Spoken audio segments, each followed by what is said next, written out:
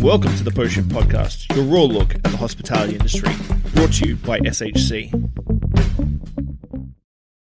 Wow, you're better looking than I remember. I haven't seen you for a few years. Very handsome. Where are you calling in from today? You're at the bar. I'm actually sitting in the bar that I just took back over, Clive's. So I just took over Clive's about 2 months ago with the reopening after COVID, and back full circle, back to where I was in 2009. Wow.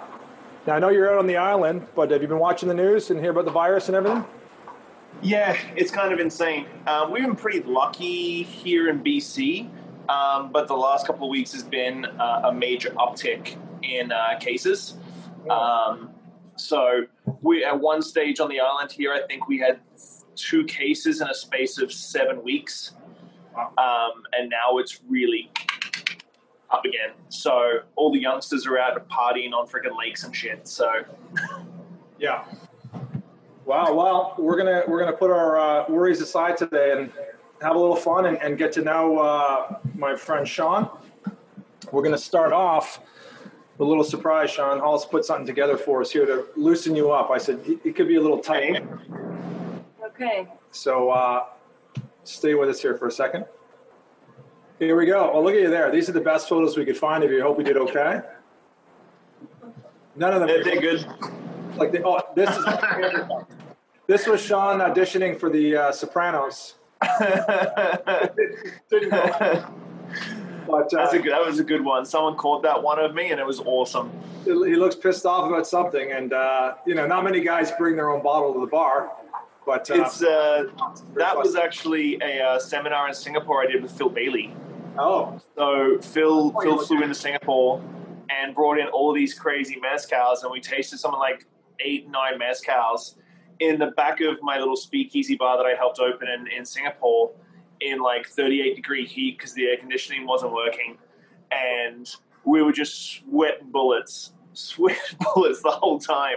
But when Phil starts going on tangents, I was just so concentrating on listening to everything he was saying without sweating. I think that's where that face came from. Yeah. Well, when the cat in the hat's speaking, you just listen. So there you are working your magic. God knows what you're making there, but looks good now. That was world class. Oh, yeah. Noticed by the back bar there. Yeah. Yeah, that was world class. What year was that? World class was 2018 for me. Okay. Very cool. And then we got here a speaker, author. You got your podcast, which I love. Tell the folks a little bit about your podcast. So I do a twice weekly hospitality sort of centric podcast. My Tuesday is sort of my hospitality rant, and then Friday is usually an interview with some people, including yourself. So I'm almost I'm very close to my 200th episode. Wow. And that's everyone. There really isn't 205 good people in the industry. You know what I mean? Well, it's been interesting during COVID because I've had a list of people I wanted to interview face to face more than over Zoom or phone chat. And so that list is getting shrunken down, because of no traveling. So Simon Ford, Angus Winchester, Raj Nagra, yourself, all these people I would have loved to have a beer with and have a proper face to face. The list is getting much smaller and smaller. Right. Well, you've done a great job, and I love the podcast. All right. Well, here we go. We've got a few other questions other than the questions that we've talked about. And actually, let's talk a little bit about the book before we get to this. So, yeah, tell us about the book. So Cocktail Culture came out in 2013. That was my very first book. That was all about Victoria's cocktail culture. So looking back at it as a 32-year-old, when you get offered a book deal, you're like, oh, this is going to change the world. And then you quickly realize that no one outside of BC really understands Victoria whatsoever. So that was 2013. And then this time last year, I released Great Northern Cocktails, which is Canada-wide. So almost 135, 150 bartenders from across Canada with their story and a cocktail recipe in there. So sort of my love letter to the country that I've fallen in love with. Yeah, and we should say for context, obviously Sean's accent, you can tell he's from Alabama. But he's, actually, Australia, I read that wrong. But he lives on Vancouver Island. And for those that don't know, Vancouver, British Columbia, the west coast of Canada, I lived there for a year right at Davie and Cardero, one of the prettiest places I've ever lived. Like right Stanley Park, and then you have the mountains behind you and the bay and everything. It's just stunning. And then Sean's got to get on a ferry from there. How long is the ferry from Vancouver to Vancouver Island? About an hour and a half ferry, and then a 45-minute drive on both sides. Right. So a true island life out there. It's a slower pace. And when I lived there, Nanaimo and all that I really felt it was more like retirement sort of place. But I hear it's quite vibrant now. Maybe that's it's pretty full on now. Yeah. Water run by me. So I just want to break you in a little bit here. Make sure you're loose. So you think you're and I want to make sure that you haven't really totally let go of your roots here. So I've got a few questions for you about Australia. So here just completely lost it. Which of these two species is more likely to kill you? The one on the right, redback spider. Most people wouldn't know that. And from that photo, that's a tiny little spider that used to get in my shoes in Australia. Yep. And the one under the toilet seats. On the toilet seats, and the one on the left is like a tarantula. It could be the size of your hand. They're terrifying, but not all that harmful unless you break your neck running away from it, which I've nearly done. What does good tucka mean? Good food. Food. There we go. And then if you go to school, you go to the tuck shop, not the canteen. It's the tuck shop. Proper use of Vegemite. Would it be A, stopping leaks, or B, spreading on toast? You spread it on toast, lots of butter, and then lots of Vegemite. That question really depends who you ask. Some people would say it's better for stopping leaks. All right, fair dinkum. What does that mean? Oh, it's good, true, fair dinkum. It's true, it's right. You're on the track. Fair dinkum, mate. There you go. All right. Which movie contains the line, "Tell him he's dreaming"? Oh. This is how we know if he's a real Australian. Oh, this one's going to... Come on, this is hard. No.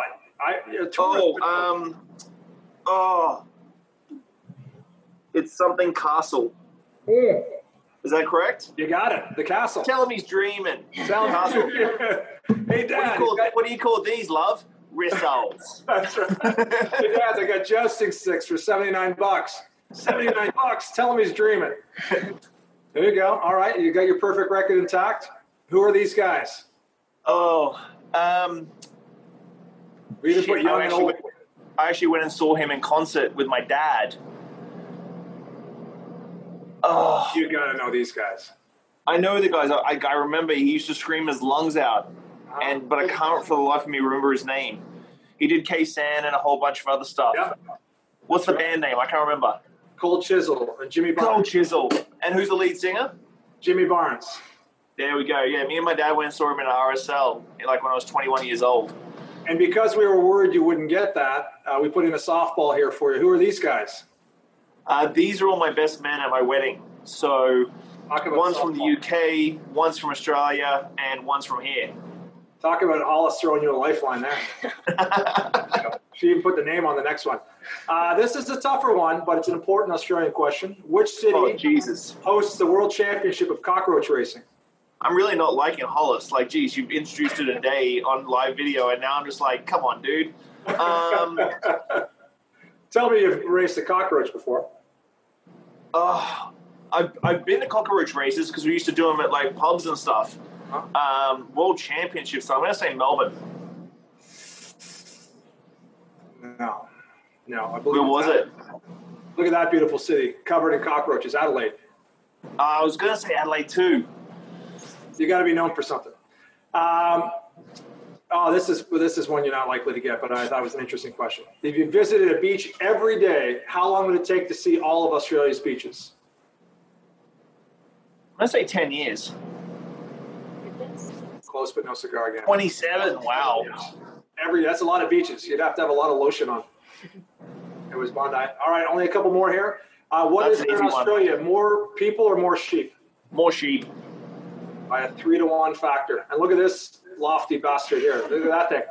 There's also more camels to people in Australia too. I know that.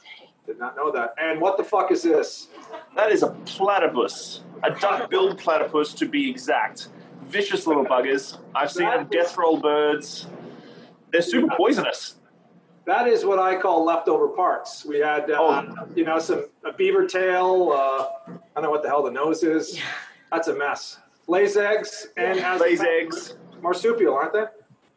No, they're a subcategory because they lay eggs, and then once the babies are born, they go into a pouch. Wow. So it's like super freaking weird.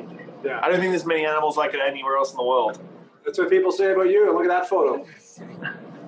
Right there. All right. Before we get into tough questions, you're gonna teach me how to make a drink here. This is a part of the show where you make me look good. So follow the script.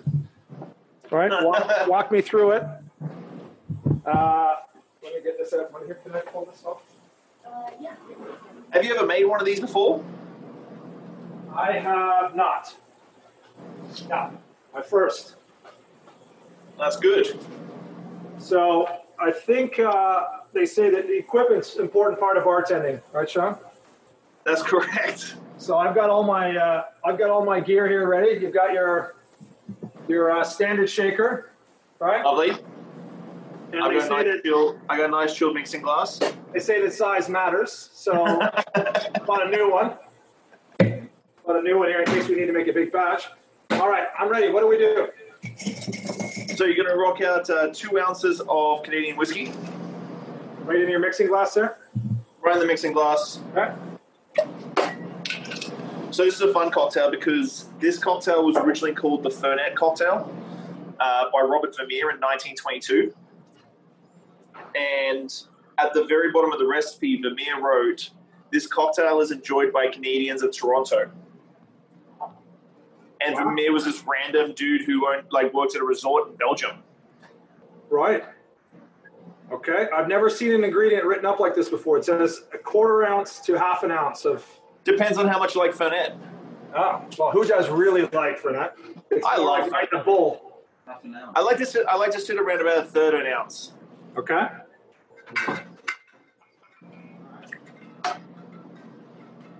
You go 1/2 ounce there. We got. Yeah, go 1/2 ounce. I think this is the best Fernet Branc cocktail as well. Don't get me wrong, I love it. I've had a few hanky pankies, but I think as a Fernet cocktail, I think this is better. Okay. So, A dash of Angostura. yep. Okay. Good. Well, I got And then, my glass. Hold on. And then 1/4 ounce of simple syrup. Okay.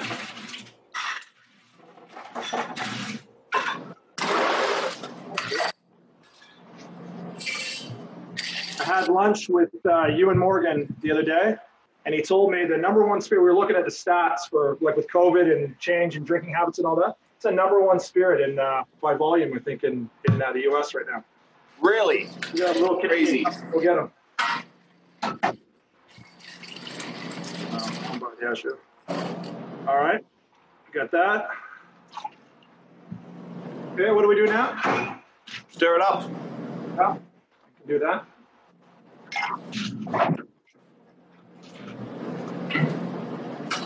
Something you drink at home in the morning? I don't drink a lot of cocktails at home. If I do drink cocktails, it's going to be probably a Negroni because I'm a lazy bartender at home. Uh-huh. So you can just do equal parts and throw it on the rocks, stir it with your finger, Reagan style, and just sit on the couch. Right. I already work behind the bar too much, so it's I'm not going to go home and start making my own tinctures and shrubs and stuff. I just want to chill out and watch Netflix with my family. Yeah. I hear you. I like to drink, so I don't mind doing a little bit more work, If you're just drinking beer all the time at home, your children look funny at you, but if you're mixing things and pulling out beakers and spoons, they think you're doing Oh, exactly. I can put everything in one glass and be done with it. Yeah. So, all right. I'm impartial to this one because I don't love a lot of flame zests on a lot of cocktails. Uh-huh. And I don't think I put this on the sheet I sent to Hollis, but I do for Toronto. What is it? I do like a burnt orange zest. Okay. I don't know if we have any fire back here. Do we hold? You should know, Sean, that part of Hollis's job is falling on grenades, so you don't ever have to say I didn't put on the sheet. You can just act like you did, and then. I'm too honest. It's the Canadian in me. Yeah. I like to say sorry a lot. Yeah, that's right. I've lived in the U.S. for 12 years, so they've shaken it out of me. Don't worry. It goes against my Australian DNA, but for some reason I say sorry a lot. That's right. Okay, so we got this, and then we're going to pour in our glasses. Oh, that looks good. We're going to go down pretty good, Sean, I think. Oh, no, I did say garnish with a flamed orange zest. Oh, you did? Oh, so there you go, Hollis. Oh, awesome. unless Hollis just fixed it. I feel like Hollis just fixed it. She might have just fixed it. She does things like that. All right, we got the great John Hogan here with us, who's going to make a drink for everybody here while I'm asking some questions. If you want, then you can use my great big shaker. You're gonna make It's a lot. Well, you don't even need a shaker for that. All right, we got it. You ready, Sean? Cheers. Ready? Cheers. Cheers, guys. Thank you for having me. There we go. Say hi, John. Hello. Oh my God, that's good. Yeah. That's good. So that little bit of sugar mixed with the fernet's almost creating like a really herbaceous vermouth, and so you're really just doing a Manhattan variation. But it was 1922 for Robert Vermeer, and then 1948 David Embry actually had it in his book Under the Toronto. Yeah. But it's that little quote underneath Vermeer's recipe that this cocktail is enjoyed by Canadians of Toronto that I say makes it a Canadian cocktail. Like, that's ours. Too bad who made it. It's our cocktail. Right. I love it. Just like pancakes and maple syrup. God knows where that started, but we'll take it. All right. You ready for the questions? People have questions. All the other questions were hard. These questions were really hard. Oh, all right. Okay. Well, so I love to start here because, I think for all of us, your first job in the industry, at least, my experience was terrifying and fast and messy and everything, but there was something about it that just captured me and made me think I could be home. What was your first industry job and what did you love about it? I was a junior handyman at a 4-star hotel in Brisbane. Wow. And one night, the food and beverage director came down in a panic while I was about to clock off for the day. He's like, "Do you have black and whites?" I'm like, "Yeah." He's like, "Can you come back? Can you go home, get them, come back, and work the bar at this wedding?" No hospitality experience. Like, my family wasn't in hospitality. I haven't got one of those romantic stories of like 4 generations worth of hospitality people. My dad was a long distance truck driver. My mom was a housewife. I was like, "Yeah, sweet." And I served the floor. I danced with the bridesmaids. I made drinks, like nothing cocktail-wise or anything like that. And I was just like, oh, shit, this is cool. Like, I grew up in a heavy labor sort of family, like dad's ex-military. So it was like 5 o'clock in the morning, loading up trucks of turf to go into town and then go to school, then come back and do the same thing all over again. Yeah. It was like this different style of everything, basically, of lifestyle. And I was like, I'm done. I'm hooked. And so I became the assistant food and beverage director there within like 6 months. Is that right? Yeah. I like the part about dancing with the bridesmaids. I've never had a job like that, but I got in trouble for that until the general manager, because the general manager saw me do it, and then Monday morning came and the bride sent in a fax or an email and said, "We had a fantastic time. The guy server who was looking after us dancing with the bridesmaid was the best part of the night." And he's like, "Okay, you're not in trouble too much now." I think they call that a gigolo here in the States, but we'll move on. So I want to find out, Sean, that moment, where you either walked into an amazing venue or came across an individual that you realized like there's like 5 levels above what you thought was possible before. Who was that person, or what place was it for you? Weirdly enough, that was George on George Street. Before I came to Canada, I hadn't traveled too much. It was really Brisbane, Sydney, and a little bit of Melbourne. And George on George Street was a bar I worked at in Brisbane, straight across from the casino there. And it was weird because the George was like, in Australia, obviously, we don't have Jorge's, but it was spelled Jorge on George. And so like we had Americans come in, it's like, "Jorge on George?" I'm like, "No, it's just George on George." And it was this crazy high volume bar, high volume cocktail bar, three floors of bars, mezzanine floors, just this small footprint, but just went straight up 4 floors. And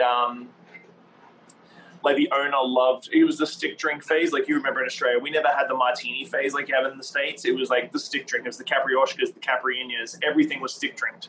And so we did 2-for-1 drinks on Fridays from 4 till 8. So you have people come up to the bar and they're like, can I have 6 caprioshkas? And I'm like, okay, well, do you mean 6 or do you mean 12? And they're like, 12. And so you're banging out 12 caprioshkas, like strawberry and lychee caprioshkas. Strawberry lychee caprioshkas, and 12 of them in one order. And that was our life. Like, you just grind out $4,000 or $5,000 worth of sales per bartender in this tiny little bar. And I think that's when I was like, okay, I'm feeling cocktail culture now. That was when I was 22, 23. And that was the time I was like, yep, this is for me. This is my life. Because it sort of blended my upbringing of being like a labor grunt and then the hospitality side of things. So I've always loved high volume. Yeah, I bet. That's cool, man. You've had a ton of success in this industry and personally as well with your family. But how would you define success? What does that mean to you? Happiness.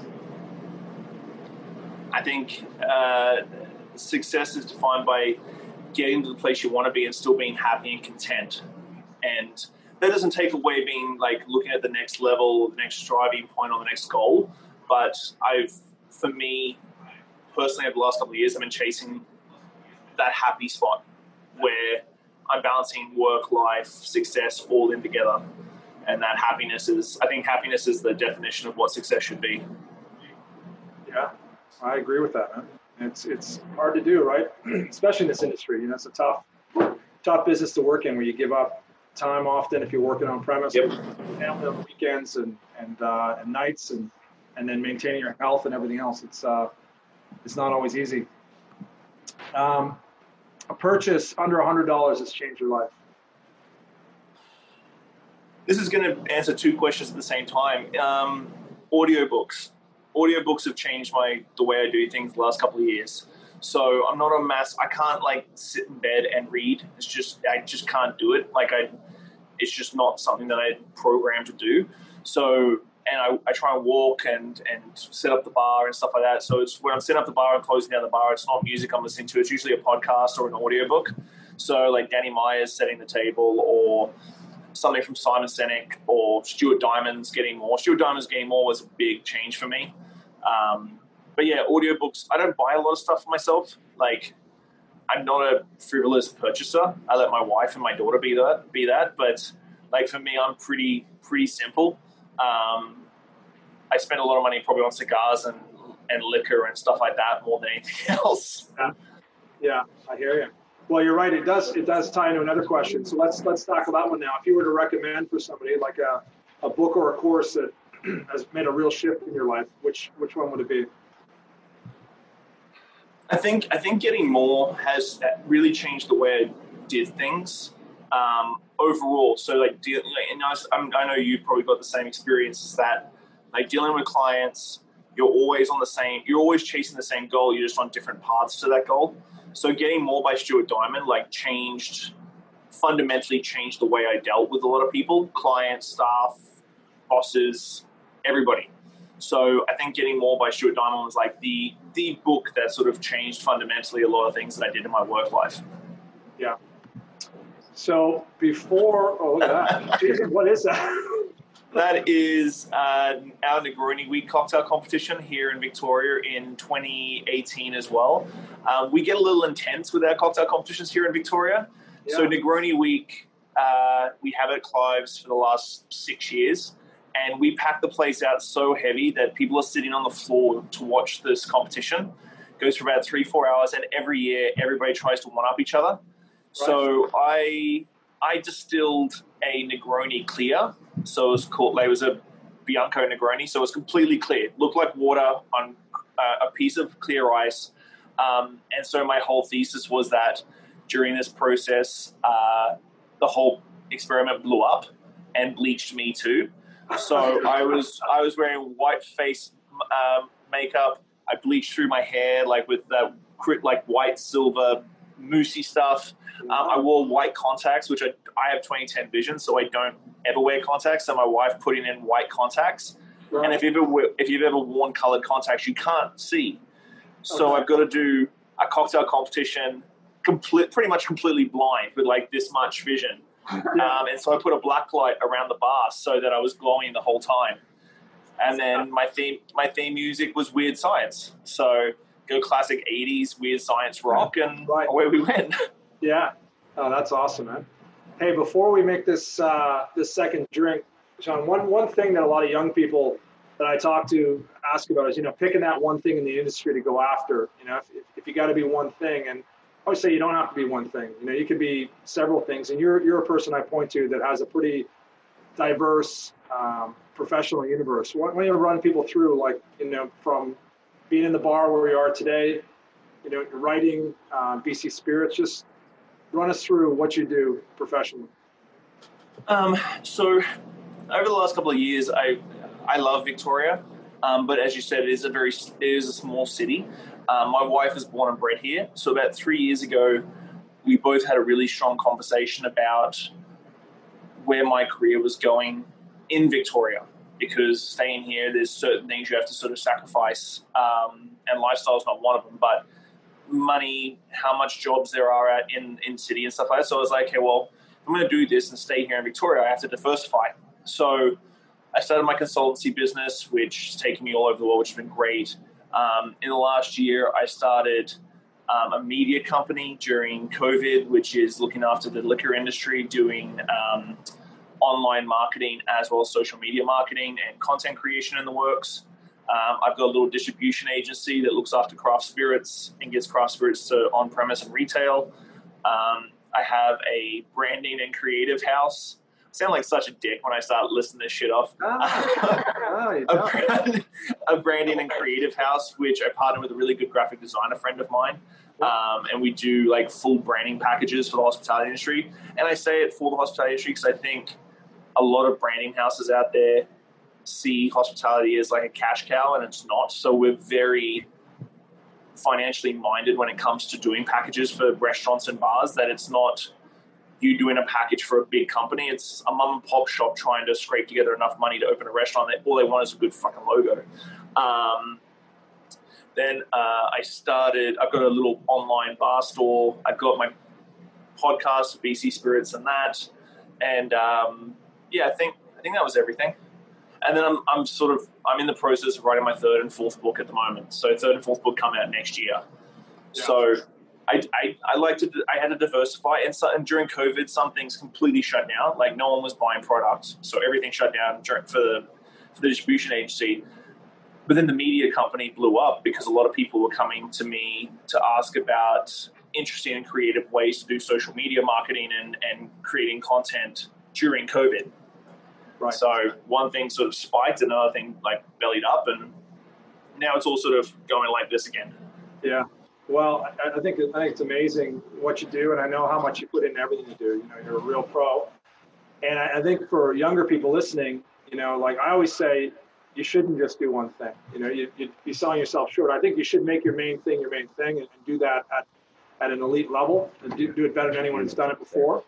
But, to not try something else, and, I don't watch TV, I don't play video games. I always put my time into developing myself and my career, and I think you've done the same, and it's a really cool thing. Right before this drink, Shawn, recently I was really proud of you for sharing some of the struggles you've had, and I've been pretty public about my struggles, and the reason for that is when I was in the hospital, one of the doctors asked me, "Why didn't you ask for help sooner? Why didn't you reach out?" And my answer was, I didn't think I'd have a career afterwards. I didn't see any evidence of anyone who was really successful in my industry that had fallen, and therefore I thought I had to hide things and just tackle it on my own. And so just seeing people like yourself start to talk about it, I think helps a lot of people that are struggling today realize it's okay not to be okay today, and to ask for help and to talk to their friends about it, and their family and a doctor and so forth. So Would you share a little bit about maybe what you wrote? You actually inspired me for that, because when I first started coming out about my mental health issues, especially after Little Jumbo, that was a big loss for me personally, and I had a bit of PSD and depression for it because my first restaurant, lost it. A couple of people in the high up in the industry were like, "Oh, you shouldn't talk about that. You shouldn't tell the youngsters," because it was still a taboo. Like maybe 2.5, 3 years ago, 4 years ago, people were still like, "Oh, you shouldn't talk about that." It's become much more awareness now, and I think the thing is that social media gives this sort of faux bubble of what like everybody's success and stuff like that, and so I've posted a couple of times just like, you know what, like this week's been long. Like I'm not okay this morning. Like I just banged off a couple of night side closes at the bar, been up at 6:30, 7 o'clock in the morning working straight through. I'm like, just so you know, I'm not okay this morning. And everybody's like, oh, okay. Like, I was like, I just want to make sure that everybody knows I'm not rah positivity all the time, like motivational Monday, da-da-da-da. Like there's times when I'm just like, all I do is spend the whole day in my office.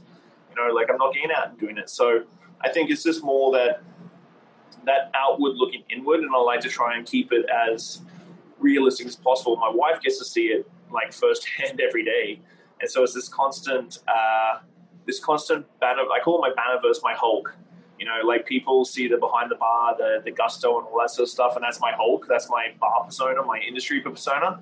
And then my wife gets to see Banner, this sort of insecure, self-doubting sort of person, and she gets to see both sides, and she's just like, I don't understand. Like you just put like Hulk looks after you when you're at work, and then when you come home, you're just like a quivering mess at times. Yeah, absolutely. You know, I think the formula, as I can see it, you know, people talking about it, that it happens to everyone, just different levels, right? Some people struggle a little bit, some people struggle a lot. And secondly, it's okay to ask for help. In fact, you must ask for help. I don't know anyone who's really got out of it on their own. Oh, we just lose everything? No, we're good. Oh, we're good? And then I guess the third piece is like, you know, I found anyways, you only get better when you take the steps to get better. You know, when you do the things you need to do, and changing your diet, changing your intake across the board, and exercise, and surrounding yourself with the right people, and you know, there's of course a formula to it, and it always starts with action. And if you don't know what the right step is, just take any step. You know, when you're in pain, stepping away from whatever.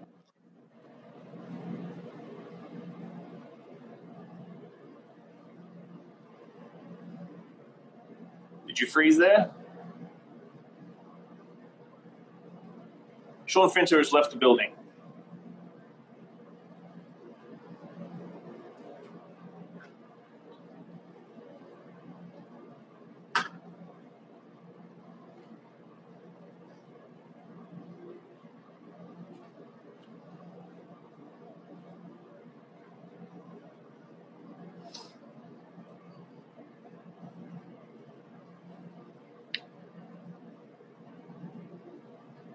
I'm guessing I'm still live on Facebook. I'm looking in the right-hand corner, and I'm waiting for Sean to come back. Is he going to come back? Stay tuned. There we go.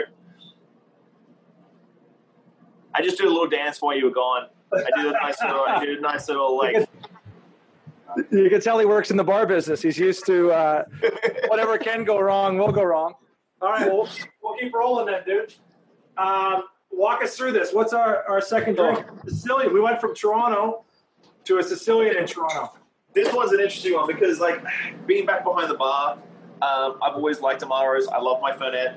Oh, God, that photo. Geez, Hollis, you've done way too much research on me. Some of these photos are, like... So this photo is from Tales in 2015, 2016, and... one of the guys from Sue's, Joseph Bialato from Sue's gave me these, and they were like special limited edition ones. It's crazy. Anyway, so I have this sort of, I'm starting to get back into my Amaros pretty heavily, and so I'm starting to explore it more and more. And so we're going to rock out. Real quick, tell, for the folks that don't know what an Amaro is, tell them what a... Well, Amaro is Italian for bitter. Amir is in French. but it's basically just a really complex mix of herbs, sometimes sweetened, sometimes no sweetened, in alcohol, and then away you go. So this one is kind of still sticks with the sort of Toronto-ish sort of feel to it. I'm really loving the Averna Amaro again, all over again. So it is an Amaro on Amaro cocktail, but I find it just works. The Fernet really like dries out the Averna. The Averna is quite sweet. The Averna is like a Sicilian Amaro, so it's much more sweet. Amaros all through Italy, if you look at the food they eat and the region they're in, change depending on that region because it's so specific to the region. Most people drink it after they finish dinner. Averna is this sort of cool, root beery, sarsaparilla-y, cola-y sort of Amaro, which I really love. Averna and lemon tonic is like my jam right now here at Clive's. We've got it on our happy hour menu. And people who are drinking it, which I thought that'd be really weird to do a Averna lemon tonic cocktail. But chocolate bitters, chocolate coffee, root beer, sarsaparilla, like I said, really go well with Averna and Fernet Branca. So this cocktail is an ounce and a half of Averna, 3/4 of an ounce of Fernet Branca, a couple of dashes of the Scrappies chocolate bitters, which is really nice clean, and a couple of dashes of Peychaud's.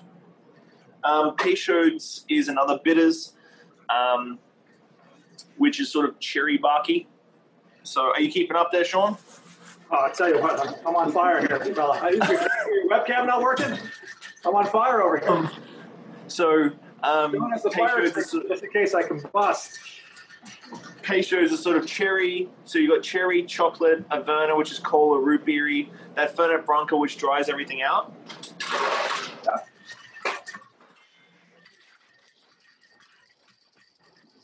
Yes.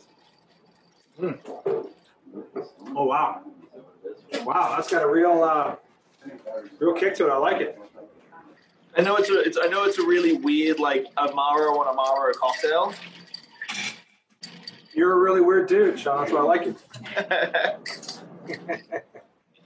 You're like the what's that little creature we just found? The platypus. The platypus. Platypus. You're like a human platypus. All different parts. Platypus of Shawn Soole, the platypus of bartenders. All different parts come together for one sexy machine. You know. That's definitely going to become a T-shirt. That's definitely becoming a T-shirt. It's just you with the platypus. I love it. A 6'5", 270-pound platypus. That's the next Hollywood film, dude. You're the new Godzilla. All right. So, and I went lemon on this one instead of orange. Lemon, just bring in some of those sort of more citrusy oils. Yeah. Okay. We're with you. We're about to try it. This is in Hollis's Rider. The office, the fireplace, the library, the cocktails every day. It's endless. I don't know if you employ any millennials, but fuck, it's exhausting. Here you go, Hollis. Cheers, Dick. Happy Thursday. Cheers, guys. Every Thursday. You know, I didn't want to do this. Like, do I want to pull the plug? Yeah. I would call this like a dessert, like a dessert after dinner. This would work with chocolate, like a nice chocolate lava cake, something like that. I call it a homesick mole, Sean, because it's going straight down. Keep an eye on it. like a deep diving platypus. You know what I mean? Going down for some eggs. Do you want to do industry advice? Yeah. All right. Enough witty banter, Sean. The people have questions. Okay. All right. Next question. Is it up there? Yeah. So that. I feel like I'm 5 minutes behind on there. I know I'm fast, Yeah. but am I lagging a little bit? No. So, and I know you do give a lot of advice, Sean. You're very generous with your time. With anyone in the industry who reaches out, I'm sure. But what advice would you give to someone who's young and hungry and smart and wants to make a real go of this industry? What would you say to them? Don't settle. You've got time. Like, if a venue's not doing it for you, leave. Like I think people get hooked, and I used to too, get sort of hooked up in this, like, oh, what if I have 17 venues on my plate on my resume in 10 years? Like, just if venues aren't doing it for you, if your boss sucks. Like, I see a lot of young people on Reddit and Facebook asking questions like, oh, well, just started in the bar industry and this place isn't really, like, pre-COVID, but this place isn't really working out for me. I'm like, then leave. You're 22 years old. Leave and find somewhere that you feel like you can. It's a symbiotic relationship. If you just feel like everything's being taken away from you, then move on. And it seems like a weird thing to do, but like, you're 22. Next thing you know, you're 30, and you've still got, even if you're 30, you've still got 25, 30 years of working life. So don't settle. Move on. Yeah, I totally agree with that. And I think, you know, the advice that I got, and it might have been some of the best career advice I ever received, because school wasn't going to be my path, so I had to learn in the field. He said, if you think of it like a triangle, you know, you've got to work at a venue that like fulfills you, like that is going to make you excited to go to work, and that you're going to learn, you know, whatever it is that they do. And if they're not doing it at a high level, then go work at somewhere that is. Mm-hmm. Secondly, you've got to work with a team. Like when you get there, if you're the best member of that team, you're at the wrong place. You want to work with people that, you know, every day you think, shit, when am I ever going to be able to keep up with these folks? And they're so good at what they do, and they take so much pride in it. And then most importantly, I think, is you want to be a sponge for the leader of that organization and whoever it is that you can get 15 minutes a week with, but watch how she or he works and does their art, and that you can model after. If you can do all three of those things, then you're in the right place. And if you can't, you got to look for it. What do we got next here, Hollis? So in the last 5 years, Sean, maybe the last 5 months that feel like the last 5 years, what new belief, habit, or behavior has most changed your life? Finding stuff that is just for me. Not so that I'm not defined as a dad, as a husband, as Shawn Soole, the cocktail guy. Like, find stuff that's just mine. Whether it be smoking a cigar on my back deck or taking my bike out for a ride. Like, it's just me. Like, I turn my phone off, I put the music on my helmet, and I just ride for an hour. So the last couple of years, that's what I've been really trying to do, is finding something that's just defined for me, not for anybody else. Right. I think that's great advice. And I was just talking to my son last night about having to be selfish in order to be selfless, right? If you get depleted in serving everybody else, then you're no good to anybody else. And it's carving out that time. And he's the type of kid who always wants to be in the mix. And I say, you know what, just walk on the beach by yourself and take that time. And you know what I mean? You really got to recharge your own battery before you can be things. And finding something that may not be societally accepted as what is wind down time. I think is also the other thing. It's like people assume like, oh, go to the cabin or do this, and that's what should wind you down. Like, you may want to go play squash by yourself. If that winds you down, that winds you down. Yeah, absolutely. Or just be naked on the couch eating potato chips. You know, whatever it is. Exactly. Whatever floats your boat. Whatever's just for you. Don't feel guilty. Just do that. Make sure there's no one else around, though. You know, that's the idea of being alone, is that you got to be totally alone. So the word hospitality, you know, that I tell my parents I don't work in the bar business. I work in the hospitality business, and that's always been something really special and important to me. I'm curious as to what it means to you. Making people feel how you want to feel, if that makes sense. So looking outward into the people, your clientele, your guests, and that sort of thing, and trying to give them the same experience you would be expecting from any venue you walked into. Yeah, that's very cool, man. And I think for everybody listening, people that work in our industry anyways, I think everyone should really have a definition for that and try to bring it to life every day, because it does mean a lot of different things to a lot of different people, you know. And I think that making drinks, I love to make drinks, and you see how damn good I am at it. Brings tears to Hollis's eyes every Thursday and Monday and Tuesday and whatever. The knockoff every day. It's an office environment, Sean. It seems like a lot. Yeah. And the bar environment's different. But the hospitality, you know, for me, like even when I owned the restaurant, it was still the best part of the job. And in fact, I lost that connection with the guests. And I realized, like, owning bars and restaurants kind of sucked for me. Like paperwork, real estate, lawyers, suppliers and all that, and it's not connecting with like Anne, who works at the bank down the road, who's having a tough day, and you can kind of make her day for an hour at the bar, and that's the best part for me. So that's why I do this every Thursday, entertain myself. What do we got next, Salts? I hate to see you slip behind like that. So, we're trying to run a show here. We've got to keep up. Up to this point, you got a lot to be proud of. But what's your biggest achievement? What are you most proud of? See, Hollis knew where I was going with this. Oh, Hollis, you sappy. It's exactly right. To be honest, like my biggest achievement is not career related. The fact that I'm still married to an absolutely amazingly supportive woman, and then also have an offspring that is 50% me and 50% her, and they both haven't left me like in an empty house with no furniture after almost 14 years is really, I think, the greatest achievement, because I don't talk about my marriage and my home life too much. I keep it pretty private. It's my little escape and distraction, but it is a ton of work, and to have a partner who completely and utterly accepts, she accepts me but never tries to understand me. And I think that's a big key, is that if you're in the industry to a certain level, you're eccentric and you're weird and things you do is crazy and you put your body through hell, your mental health through hell. You never want someone to try and understand that per se. Unconditional acceptance is more important, I think. I love it. And when we looked up platypus in Wikipedia, it said Mother Nature accepts it but doesn't try to understand it. So it's amazing. And I can't wait for that T-shirt to arrive. So we knew your family. You're such a wonderful guy. We knew that'd be it. So I want to go across the line and say, career-wise, what's your biggest? What are you most proud of? To be honest, I think it's the kids that I have here in Victoria that I've mentored over the years. I think watching them achieve success is probably my best achievement career-wise.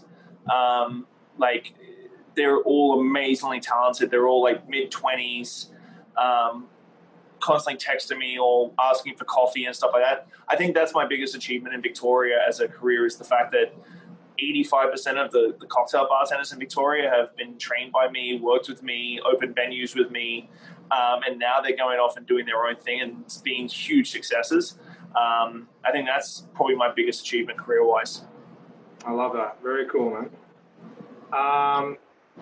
Number 10. Are we on number 10? Yeah. So, I always tell people that the most successful people I meet have just often they've failed more and just failed faster and got back on their feet and gone from one failure to the next with a smile on their face and learned the lesson and got back up. So what's been your favorite failure up to this point in your career? No, Jesus. That's not it. If that's not it, I don't know what is.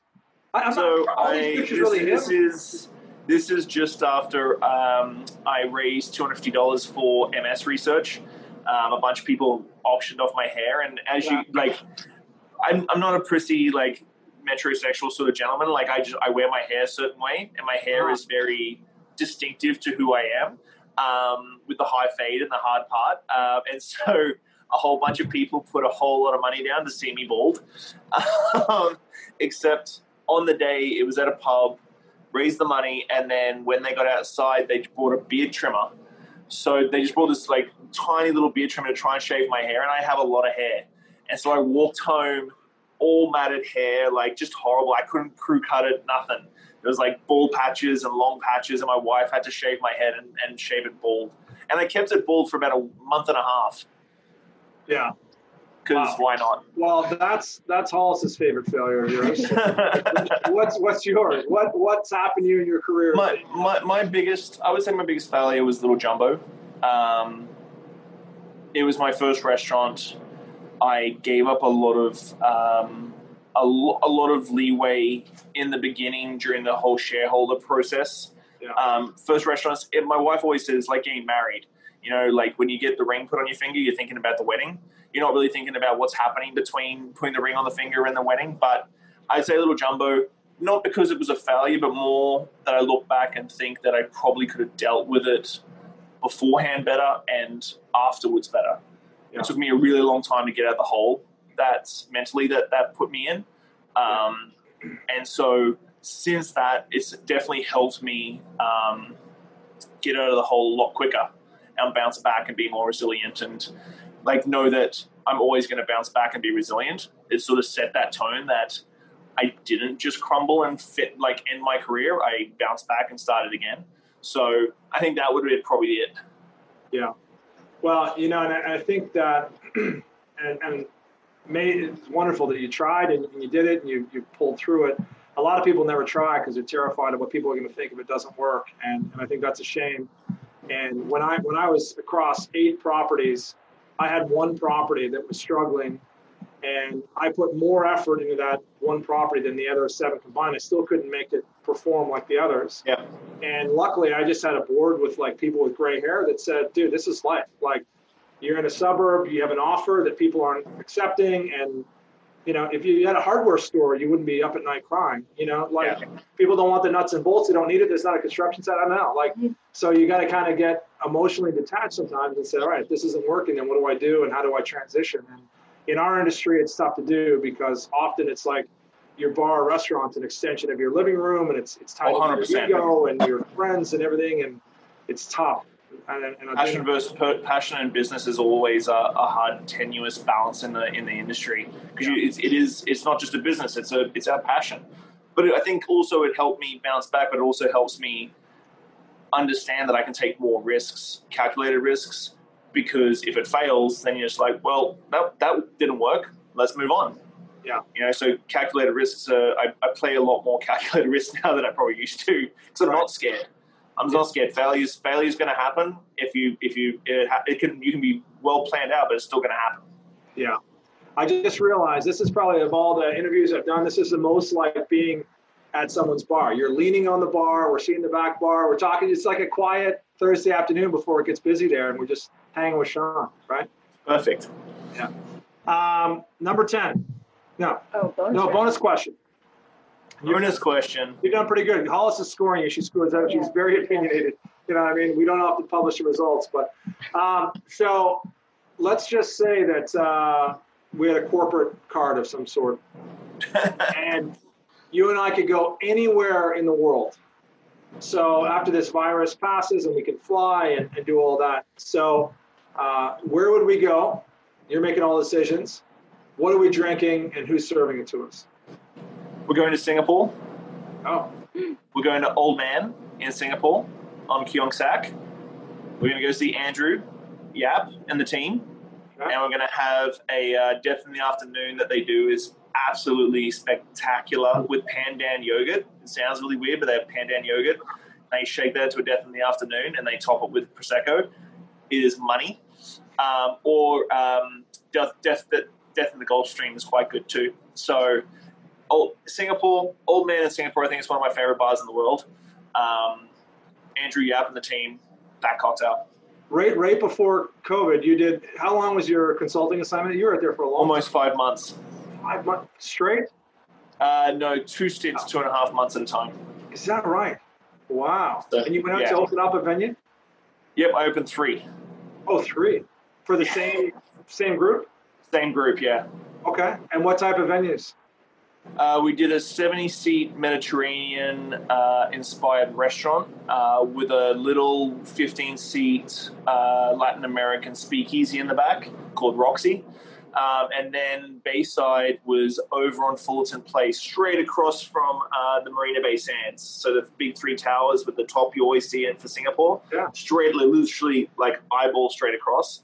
And that was a little like 20-seat alfresco beer bar, like California-style burgers and tacos and stuff like that. That's awesome, man. So cool. So that's where we're going? That's where we're going. I think Singapore has one of the best cocktail cultures in the world, but also is way further ahead than it should be, if that makes sense. The cocktail culture is 10 years old, and it's already on par with London and New York. And you always see those little fundamental foundational things sort of missed when it expands that quickly. Yeah. And so, but Singapore, Old Man it was my local as well. While I was in Singapore, I lived upstairs, like 3 floors up. in the hotel that I was staying at, and it was my local. I'd finish your work and I'd go down there and then try and escape before midnight so that Andrew and the team wouldn't keep me till 3 a.m. and doing freaking hot pot somewhere at 3 a.m. in the morning. I love it. Well, before we let you go, a plug for Vancouver Island, which is a place I want to get. I haven't been there for like 15 years, but what would it be like if we went out there? We get fly into Vancouver, right? You can't fly into Vancouver Island. You can fly to Seattle too from the States. You can fly to Seattle to Vancouver. If you want to do it like a money trip, I would fly into Vancouver, go downtown, and then jump on a seaplane and do. We have one of the largest, I think, the largest seaplane fleets in the world here in Vancouver Island, and you can fly harbour to harbour from Vancouver to Victoria downtown on a seaplane over a whole schweikload of islands, and it's probably the best way to see from Vancouver to Victoria. Is probably the best way, or you can fly to Seattle and then jump over on Victoria. The group I'm with at the moment, is this the camera we're looking at here? Yeah. I think so. You said seaplane, they were like, seaplane? We fly helicopter. Look at this. That's the group here. All corporate cards. Look right here. Yeah. Hollis with my card. You know, she's like, seaplane, that sounds dirty. I keep it. Yeah. You can do a helicopter too. You can do a helicopter from downtown to Where do you downtown live? as well. Whitby. Oh, in Whitby. Yeah, he's looking. Whitby Island, yeah. Whitby, British Island? Columbia? Whitby Island. Oh, you know Whitby Island? Yep. Island. Whitby. Orca Island. Orca Island. All off the coast of Bellingham. It's the Puget Sound. I always think you're making this stuff up. Are you serious? Oh. You never know whether to believe John Hogan. He's always telling stories, but you never know what's There's true. like 50 islands in between Vancouver and Victoria and Vancouver Island. So there's tiny little islands everywhere. So you would take off, see to the left there where the cruise ship is. Yeah. Just to the right there with the green roof, that's the exhibition building, and then those three little boomies that are out there, that's where the planes take off. So they take off and fly straight up, and they go straight up to basically mid-screen in the very top. Wow. And it'd be a good long weekend out there. Like, you wouldn't want to be out there for a week or trapped. Takes you about 25 minutes. There's enough stuff to do out here for a week. What's that Tom Hanks where he's out on the island with a coconut? That's what you've turned into, isn't it? You've been out there a long time. No, it's not long. It's nothing like... Castaway. Yeah. Castaway. Yeah, you're the castaway now. But a good long weekend, right, Sean? Yeah, it's a great long weekend. There's tons of good restaurants, tons of good bars, tons of stuff to do. Like if you want to go hiking and swimming and all that sort of stuff in the middle of summer, it's epic. Yeah. Well, hey, man, I've enjoyed spending an hour with you today, Sean, and I'm going to come out and see you. And do we have one last slide? Hold on. Hollis got one more thing for you here. So, a great Canadian band is Good Charlotte. And Good Charlotte? And guess who's in the band and guess who's not? Is that your wedding photo? You look like Good Charlotte. That's awesome. Oh, that was my back in my full faux hawk days from like 2006 all the way through to like 2011. And this isn't online, Charlotte. Or it is. Hollis used my credit card to fly to Vancouver Island and scan photos. Yeah, it's been a long week. Get ready for you, Sean. Look at that. Gorgeous. You are gorgeous. All right, dude. I'm going to catch you soon. Thanks so much for being with us today. Thanks, everybody. Thanks for having me. That was awesome. Cheers. Bye. Thanks for listening, Pose Shifters. Well, I hope you enjoyed that episode. I really enjoy sitting down with friends and peers and just chatting about the industry and getting down to the nuts and bolts of what's really going on out there. Make sure you like, subscribe, comment, everything on all the platforms. Just hit it up and I'll do my best to answer any queries or questions you have. I'll see you next week, guys. Bye.